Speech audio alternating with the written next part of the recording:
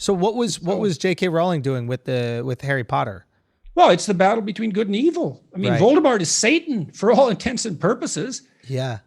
So it's the battle between good and evil. I mean, the second volume in particular is St. George and the Dragon. It's Bilbo and the dragon.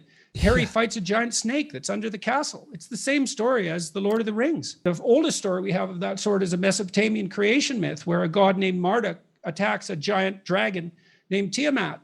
And that's one of the oldest religious tracts that we have. It's symbolic of humanity, right? The human being goes out there and encounters the terrible unknown, often in reptilian form.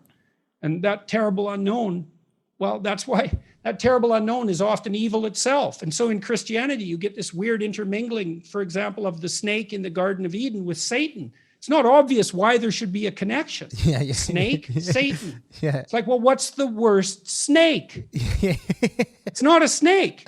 It's snakes as such. Well, it's not snakes as such. It's predators as such. Reptilian predators. Wait a minute. It's not reptilian predators as such. It's enemies. It's human enemies. It's the enemy in our own soul. That's the progression of the thought.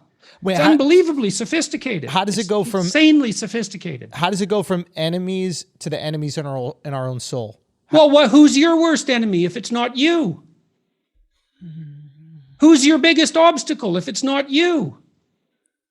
And I mean, who do you contend with more than anyone else if it's not you? And to the Harry Potter thing, Harry Potter has a piece of Voldemort in him.